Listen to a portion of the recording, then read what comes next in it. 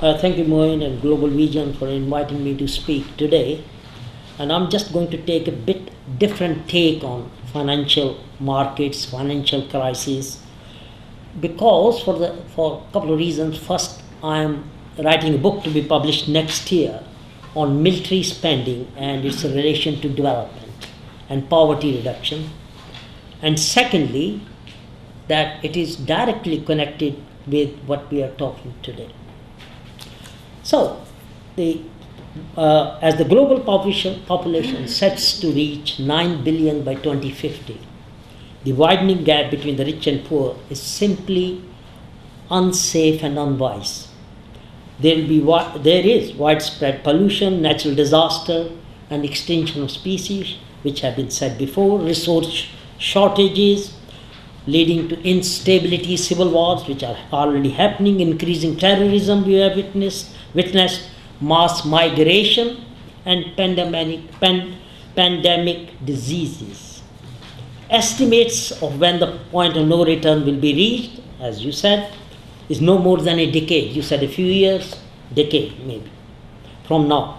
So experts agree that if all these crises, international issues, are all interlinked, as some of the speakers have said before. And one of the foremost reasons, which I'm going to dwell in my 5 or 7 minutes, is this dire situation has been brought because of the continual wars and increased military spending, which is currently at present 1.53 trillion. So you can imagine what can we do with 1.53 trillion. So it's a taboo subject, nobody talks about it. I'm very lucky a major publisher asked me to write about it without him going into prison maybe, and we don't know. Okay, or I might land myself in prison.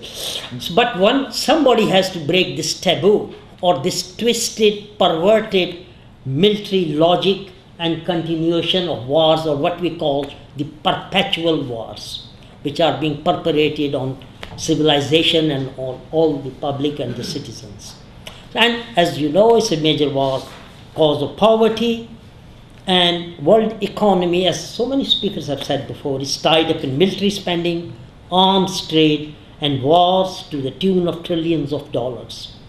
Industrial, and moreover, even in UK, what has been spared from this current budget? Defense spending, of course, and the development fund, but the defense spending, why can't they touch the defense spending? Only on one item like Trident, we are going to spend 20 billion this year, and the overall spending is over 100 billion going. And so let's see the drivers of this military spending. Profit motive of corporations, lack of political will, and apathy among many states are some of the causes of perpetual military spending, which is continually increasing owing to wars in Afghanistan, Iraq, and global war on terror, which, as you know, is been manufactured. The 15 countries with the highest spending account for over 81% of the total. The USA's military spending budget accounts for 41.5% of the world total. In contrast, the entire budget of the United Nations amounts to approximately 1.8% of the world military expenditure. For 5 billion, the lives of 6 million children under the age of 5 could be rescued each year. UNICEF's annual budget is spent on military purposes every 15 hours.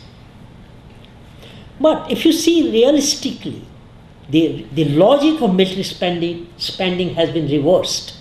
It's not that awesome weapons are required to counter awesome threats. It's the other way around. Threats are needed to justify manufacture of high-tech weapons. There is no terrifying Soviet, Muslim, or Martian plan to conquer the West. There